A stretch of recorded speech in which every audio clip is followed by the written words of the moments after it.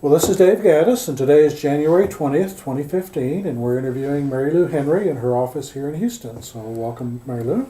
Why don't we start at the beginning and tell us when and where you were born? I was born in Troy, New York Oh, okay. in 1938. Okay. Did you live in New York all your childhood? No, my family moved all over upstate New York. Then they moved to California at the beginning of World War II. Then they moved back to the Buffalo area. Then they moved to a Chicago suburb, a St. Louis suburb. I graduated from high school in Tampa, Florida. Okay. Well, then I have to ask what your father did for a living. He was with various companies that loaned money in varying amounts. Okay. So you ended up graduating high school in, did you say St. Louis or In Tampa, Tampa, Florida? where they moved during my senior year. Oh, okay. And then, so after high school, what did you do then next? I went to Rice University in Houston. Okay, and how did you pick Rice? It was private. It had a College of Architecture, and it was full scholarship at the time. Okay. So all of those things added together made it my first choice. Okay. And what drew you to architecture? You know, I can remember as early as the 4th grade saying that I wanted to be an architect. And it was during my architecture courses at Rice that I got interested in planning. Okay. And decided I was far more interested in how the pieces went together to make a city than I was in how the pieces went together to make a building. Do you ever remember some of the faculty at Rice that were particularly important to you? Well, the man who taught the planning course was James Dunaway, but he was not an exceptionally good professor. There were a couple of architecture professors who were quite good. One of them was Anderson Todd, who was a real disciple of Mies van der Rohe, and he wanted me to study planning with Hilbersheimer at IIT. And so did you go on and do that, or did you? Well, I got admitted to the program, Okay. and I delayed going in the fall semester because I had a summer job with the Houston Planning Department, and I was very wrapped up in the park plan that I was working on, and I wanted to be able to finish that.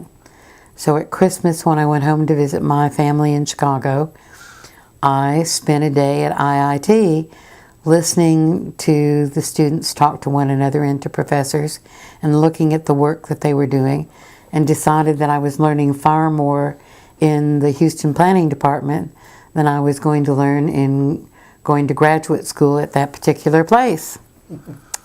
So my parents were very unhappy with me when I decided that I wasn't going to go to school there, because they wanted me to move back to the Chicago area where they lived at the time. Okay. And so when did you get your degree at Rice? What year? I got my first degree at Rice in 1960 from Rice Institute, and my second degree in 1961 from Rice University. Okay. And what were the two degrees? They were both from the architecture program. Okay. And so you went to work then where? At the Houston Planning Department. Okay. And what did you do? You talked about the park plan. Well, I worked there for 3.5 years, Okay. and I was the one employee that was not consumed by the zoning ordinance that they were trying to pass at that point, or reviewing subdivision plats. So I essentially got to work on everything else. Major thoroughfare plan, annexations, including determining the city's ETJ relative to all the other little communities around. I had to investigate all of those. I had to make the city's original annexation map starting from 1836. A wide variety of things. A plan for libraries, a plan for fire station locations, I finished up a study of the Central Business District that the man who later became my husband started, and he quit to start his own planning division at a architectural firm before finishing it, so I got to finish that. And who was the planning director in Houston at the time? Ralph Ellifrit. Okay, you want to talk a little bit about him? Well, Ralph Ellifrit was a wonderful gentleman who was Houston's first planning director. He started in Houston as the planning director before World War II and went off to be in the army in Italy during World War II, and then came back to run the planning department. He did a lot of planning without the tool of implementation of zoning by the force of his character and his recommendations. He was very highly thought of in the community, and he was a good mentor for me. Okay. And I imagine there weren't a lot of other women in the staff at the time? That's right. They had only hired one other woman previously, and that was a woman architect who they hired to do perspective illustrations. So I was their first one to work on planning projects. Okay. Anything else that you did at Houston that you're particularly proud of? When I worked for the city of Houston, golly, I fairly immediately got involved in the planning section of the Texas Municipal League, where I was the only woman. And this was the City Planners Association? Yes, of Texas? CPAT. Okay. And I became an officer in that fairly quickly. Okay. And as a part of my participation in that, I, with another planner who also participated in that from the North Texas area, we wrote the enabling legislation for regional councils of government. Yep. We couldn't quite get taxation in the bill. We had it in there, but our sponsor in the legislature said we weren't going to get it passed if we didn't take that out. And do you remember who the other person was that helped write the statute? I wish I did. That's okay. You know, he disappeared from planning circles, and I'm not sure what happened to him. Okay. And I'm sure if I thought about it long enough, I could think of his name, but not right now. Okay, that's fine. And you want to talk a little bit more about CPAT? At that time, it was probably the bigger organization. Oh, compared yes. To AIP and ASPO. And, Right. ASPO, of course, didn't have any local, state, or smaller presence. It was pretty much a subscription organization. AIP was pretty exclusive. There weren't many people at that point who belonged to AIP other than the planning directors of the major cities. So, and at that point, you had to have a personal recommendation from 2 AIP members in order to join AIP. okay. And that was back when they had an oral exam. Did you go through the oral exam for AIP? No, I predated that. Oh, okay. So it was just based on your recommendation and your Once they body had- of work? Yes, and once they had the oral exam, you didn't have to have personal recommendations. Wow. I think it got a lot easier once you got the oral exam. Okay. Well, then after you worked at the City of Houston, where did you go from there? From there, I went to the firm of Newhouse and Taylor, which did architecture and planning. Taylor had been one of the architectural critics at Rice as a visiting critic and tried to get me to design buildings, but I resisted. At Newhouse and Taylor, I mainly worked on comprehensive plans. We had quite a few comprehensive plan contracts at the time. Through the 701 funding, Do you recall some of the cities that you worked on with them? Yes, Pineland, Dieball, Hemp Hill, and there was one other, Woodville. And then after I left Newhouse and Taylor and went to CRS, Caldwell Rowlett Scott, I did a plan for Crockett. Okay. A lot of big cities. Yes. And while at CRS, I got appointed to the state board that reviewed planners' credentials to be qualified to be in charge of 701 plans. Okay. Those were known as planners in charge. Yes. It was a requirement to do a grant-funded 701 project, right? Yes. Okay. And it was interesting to see who applied. The non-planners on that board were even harder on the people that wanted to be qualified than the planners. But the fun thing for me was I got to certify my boss, who later became my husband. Okay. Well, you brought up Vernon several times. You want to talk a little bit about Vernon? Sure. Vernon Henry worked as the second in command in the zoning effort that was in 1961, and he conducted all the public hearings for the city of Houston. Had a cross burned in his front yard as a result.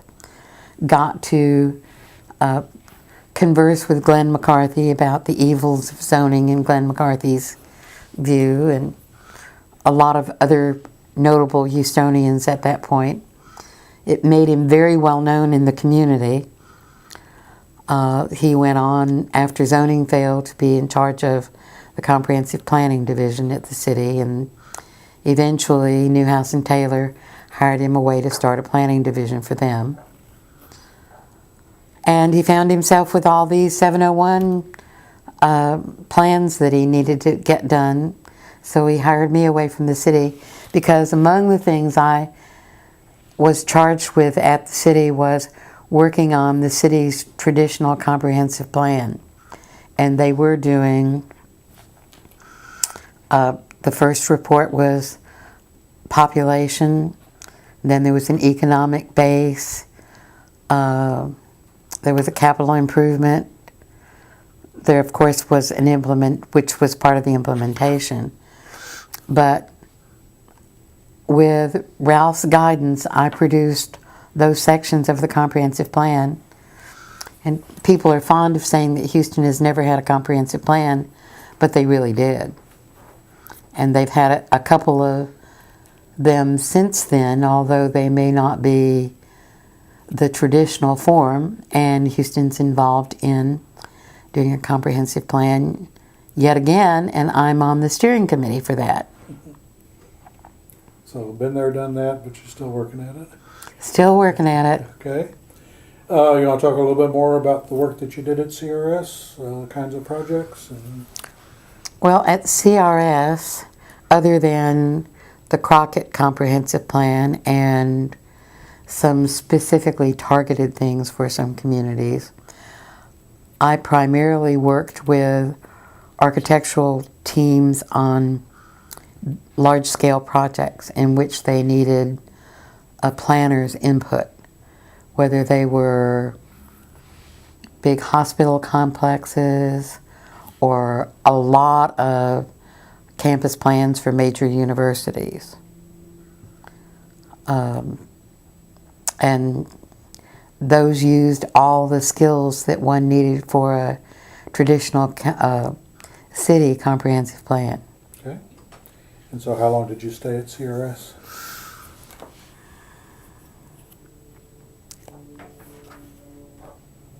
I think 4 years. Okay.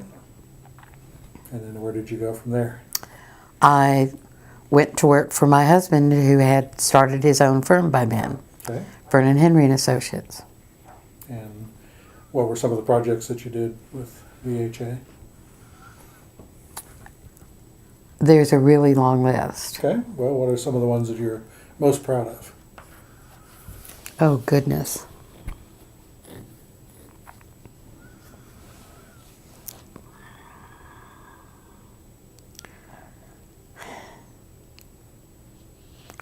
most proud of is Or just some examples. a hard thing. Not asking you to pick among your children. But Well, we worked on everything from things that were several thousand acres down to the redevelopment of a small tract of land, a lot or two in the inner city. I'm quite fond of a project called Arlington Court on Memorial Drive, just inside Memorial Drive, just east of Memorial Park, which was a redevelopment. In recent years, I've gotten more and more interested in redevelopment. It's much more difficult than new development out in the suburbs. Vernon and I both came to the conclusion that we didn't want to do comprehensive plans for communities unless they were being funded by the community. We didn't want to do any that were being funded by government grants because we found that those became booklets put on the shelf. So unless the community wanted the plan enough to pay for it themselves, we wouldn't do it. We turned a lot of communities down. We did work on Pearland and Texas City and Angleton, and did pieces of things for other communities. But if you want a list of all the things that we worked on, I can just get you a list. that's okay. No, I mean, there are hundreds of things. yeah, we're just trying to hit the high points. So in the meantime, you were still active in CPAT, and I guess at some point in time you got more involved in AIP? Yes, and CPAT doesn't have a lot of room for people who no longer work for cities. True. So I hung on there for a while as the, whatever it was, consultant representative, but eventually I transferred all my efforts to AIP. And I was the Texas chapter president when AIP and ASPO merged to become the American Planning Association. okay. And I was the chapter president when AIP couldn't pay the conference bills in the city of San Antonio, and the either the telephone company or the power company, I've forgotten which now, threatened the San Antonio Planning Department that they were going to cut off their service because AIP couldn't pay their bills. okay. And this was, you were actually president of the Texas chapter, but Yes. Vernon was president of the Gulf South chapter? Yes, Vernon was president of the Gulf Southwest chapter, which preceded the Texas chapter. It was Texas and Louisiana. Okay. And I believe I was secretary of the Gulf Southwest chapter. Okay. But then I should have reviewed my own resume. that's okay. And back when you were president of the Texas chapter, do you recall some of the other people that were on the board at the time? Oh yes, Bob Hunter and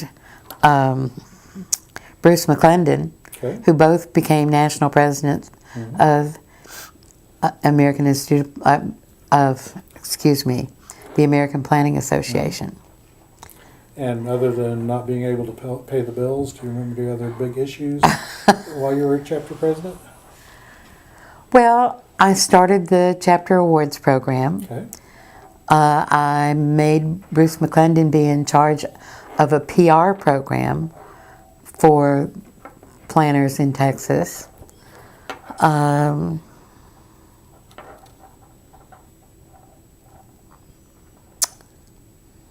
Oh, that's okay. If it comes to you later. Lots of regular business.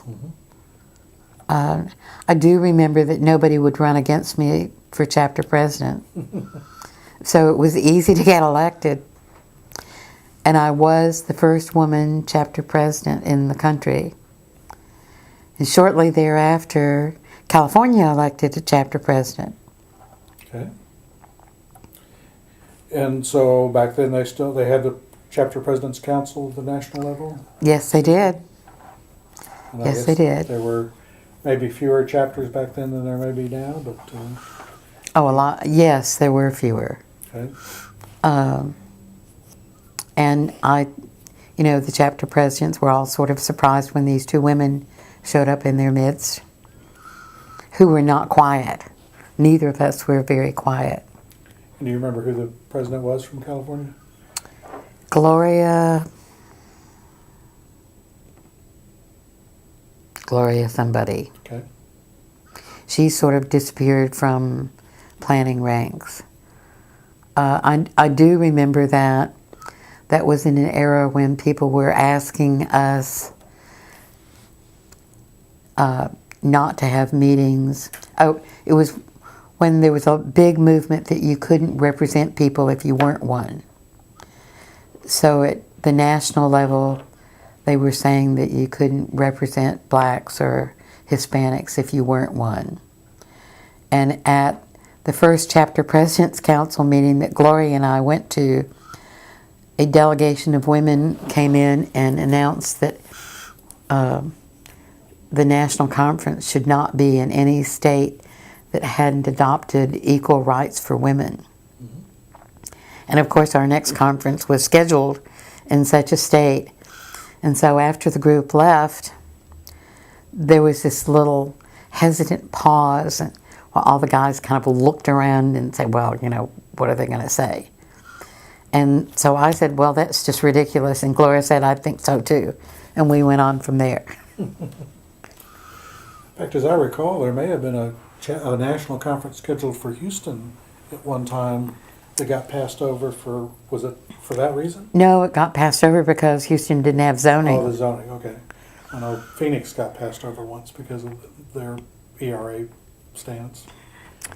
I do remember when I worked for the city of Houston, ASPO met in Houston, and I was one of the staff members that had to conduct a busload of planners from all over the country around town and tell them about Houston. And at that point, the president of ASPO was on my bus.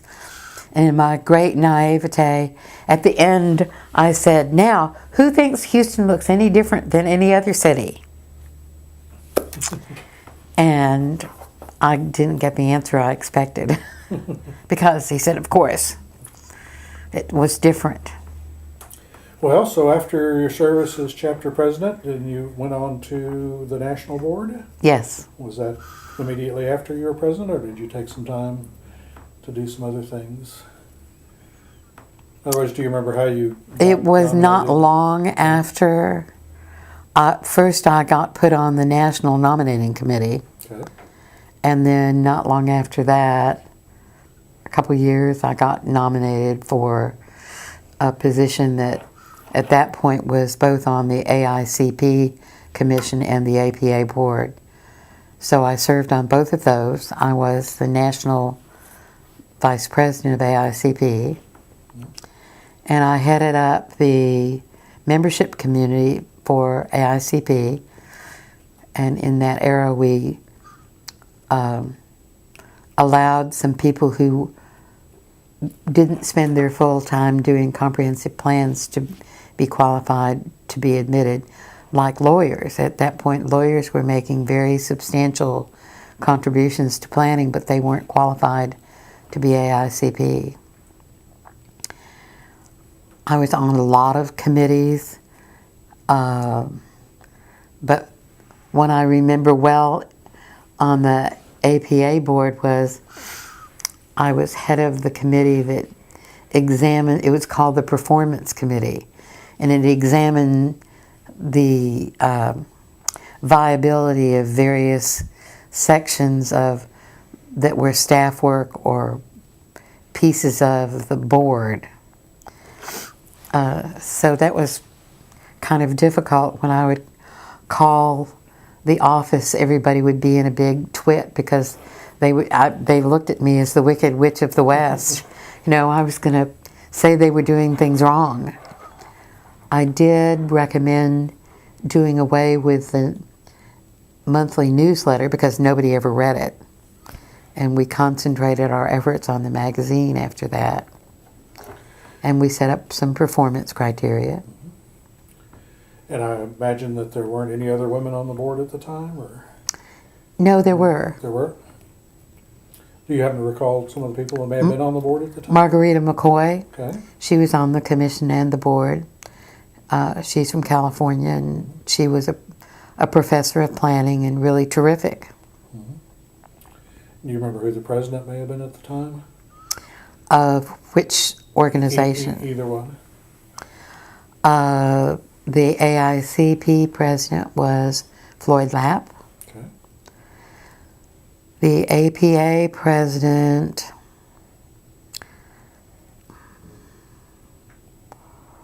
was Richard Anderson. Okay. And do you recall who the executive director of APA National was at the time? Was this? It was Israel was it Stolman, Yeah. who had been the ASPO director and had to learn a whole new set of things when he inherited the professional group. Okay, and then beyond that, you didn't have any aspirations to run for national president or anything like that? Or? I did run for national president Okay. on a petition. I was a petition candidate, Okay. and I lost by 31 votes.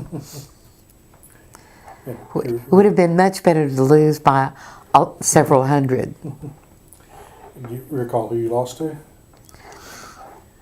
A former staff member whose name I have carefully blotted out. Okay. I really should have. I may know who you're talking about. I really should have reviewed some of these things before you came. That's okay. Okay, well, so in the years that you were on the board were late 70s, or? I don't Need know. a crib sheet. That's okay. It says in there. Okay. We'll fill that in later. So then after that, then you stay involved in the Texas chapter, or? Yeah, yes, primarily by going to meetings and participating, Okay. very occasionally doing a session.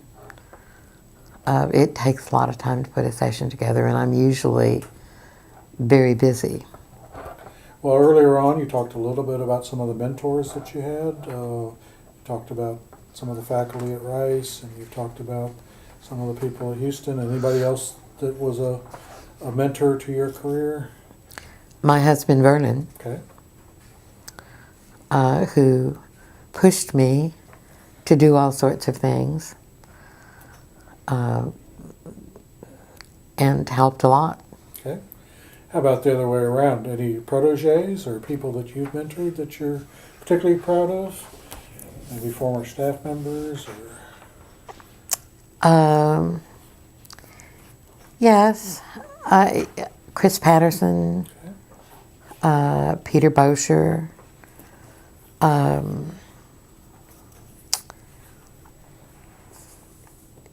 they've turned out well. Okay.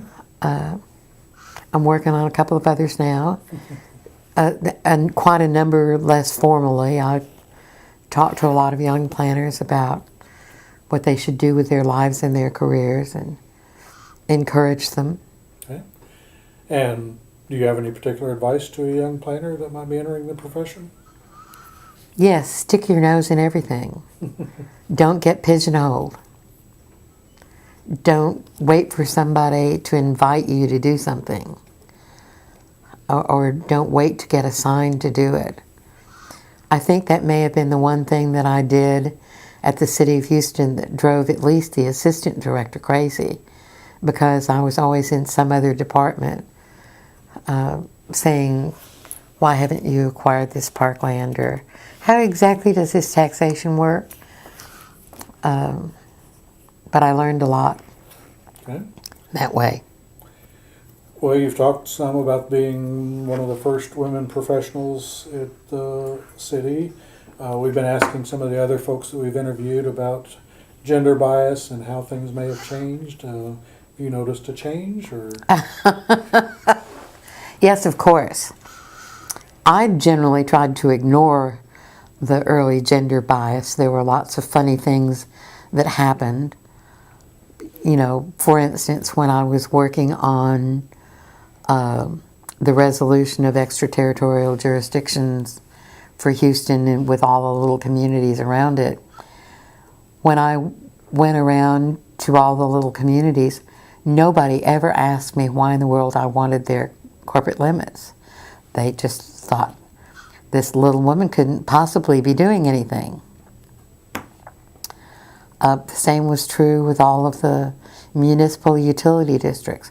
There was only one lawyer that ever called me back to say, now exactly why are you doing this? And of course I was doing it because we were going to set up criteria for approving new municipal utility districts, which have been a very important tool for suburban Houston development.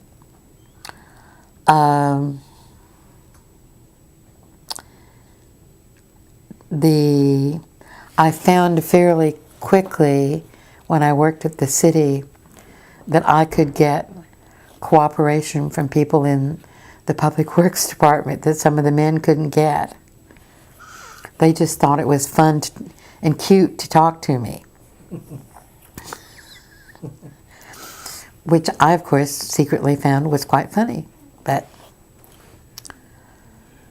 Well, you alluded to Houston's lack of zoning. You have kind of a unique perspective. What do you think about zoning in Houston? Should they have it or not? I think it's been to Houston's advantage that they didn't get stuck in it, because in most places it's turned out to be a tool of the status quo and not a tool of planning. Okay. And in the last zoning effort here, which was in '91, I ended up representing a lot of property owners whose property was proposed to be inappropriately zoned. Well, for that matter, you've seen planning over a number of decades too. What do you think of the changes of planning over the years? Well, that's certainly a broad question. Yeah. Well, obviously, we have new tools that we didn't have before, but And a lot of the public involvement tools are exciting, although planners now tend to complain about all of the citizen input, but we spent years wishing that people would pay attention to us, and now that they do, we complain about it, which is sort of an interesting thing that we should have expected.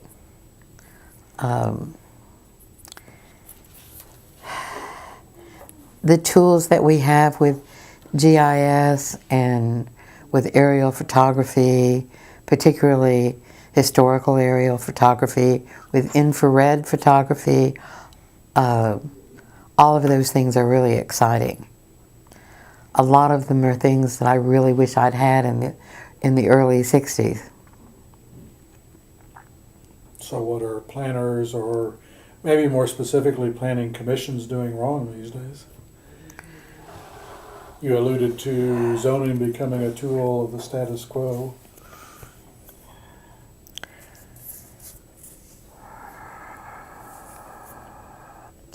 It varies a lot from city to city. Sure. The Houston Planning Commission tends to be mostly involved in subdivision review that is basically recommendations of the staff. And most of what they do is rubber stamping. They, from time to time, get involved in some particular issue in depth and recommend changes to various ordinances. I mean, most people don't know that Houston's got 29 ordinances that govern various aspects of development that most cities have in a zoning ordinance. And it's tricky for people to come from other places because they have no idea that there's a sidewalk cafe ordinance or an ordinance governing the storage of combustible and explosive materials, or just as an example, or sexually oriented business location, or strangely a hotel motel location ordinance. So people from out of town have a difficult time wending their way through the complexities of Houston's regulations. And every once in a while somebody will say, well, we're going to make these regulations simple so that everybody will be able to understand them. And then they work on something like the development ordinance, which is popularly referred to as Chapter 42. And in their effort to make it simpler for people to understand, invariably it gets more complicated.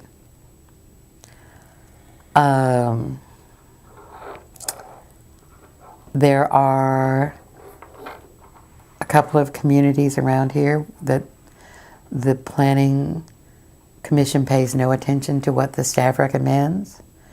There are a couple of places that they basically rubber stamp what the staff recommends. I know it depends upon who's on the commission and who the planning staff is at the time. Well, at one point in time, and I want to say it was around 2000 or so, the AICP Commission created a new designation called a fellow. And as I recall, you were one of the first class Yes, of fellows? I was in the first class, and I was the first chair of the College of Fellows. Okay. And what kinds of things were you trying to get the college involved with? Well, I tried to get them involved in discussing broad-scale issues that, where is planning going? Where should planning be going? What are we failing to address? And I got Carol Barrett to come up with a wonderful list of possibilities, and the people in that first group of fellows had no interest in doing that. And the other thing I tried to get started was a mentor program. And I put Sam Casellas, a former national president, in charge of that. And he came up with a program that neither the fellows nor the potential mentees were interested in. So other than putting together a nice ceremony and sensible people to review the next group of potential nominees, my two major efforts came to nothing. And do you still stay involved with the college at all, or you just... I will go to the new induction ceremonies. Okay. And if their annual meetings don't conflict with an interesting thing on the program, I will go to that. But what I discovered with the first group of fellows, they were mainly people that were retired or on the verge of retiring, and they really weren't very interested in putting out any extra effort. Now, I think that some of the recent inductees have been at earlier parts in their career and are more interested in continuing to make contributions. Well, so we're interviewing you in your office. You're still active in consulting, or do you... Yes. Okay. I'm working now almost entirely for developers. Okay.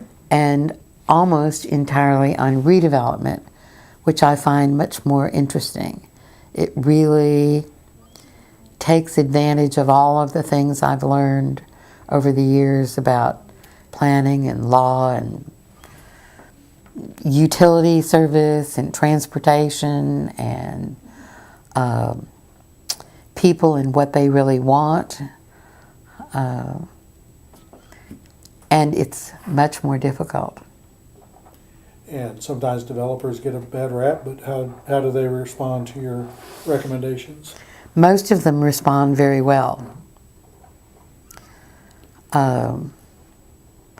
I think when I was a young planner, I sometimes, I know that when I first went to work for Vernon, there were some developers who wouldn't pay any attention to what I had to say because I was a woman. That doesn't happen now. People come to me now because of my reputation and because they know that I know things and I know how to get things done. So there's no pushback about being a woman now. In fact, it's an advantage. Well, we've covered a lot of material today. Is there anything that we didn't touch on that you want to talk about?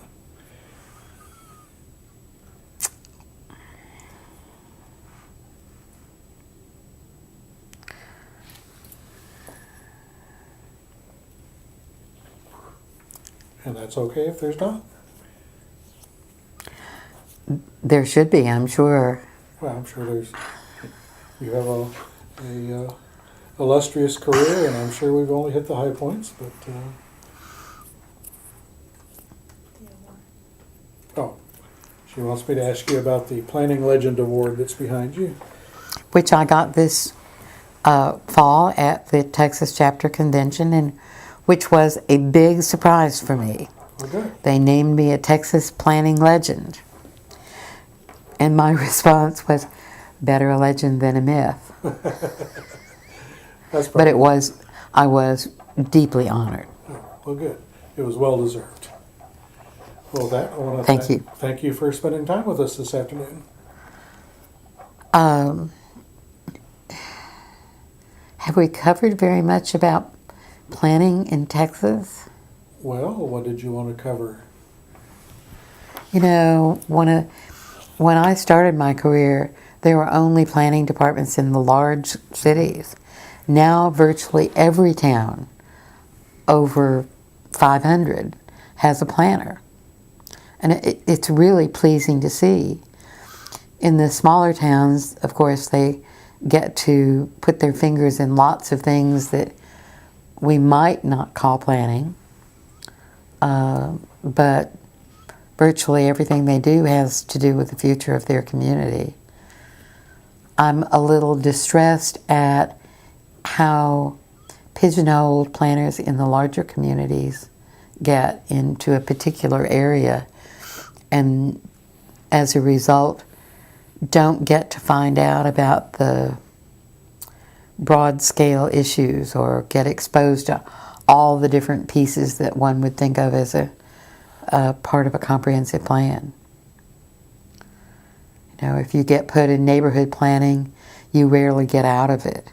Or if you get put in development review, you rarely get out of it. I think that's too bad.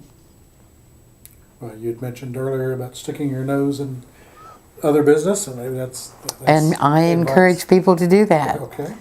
And I encourage the young planners that I like to insist that they be moved within their department or go work somewhere else and get broader experience if they're really serious about planning.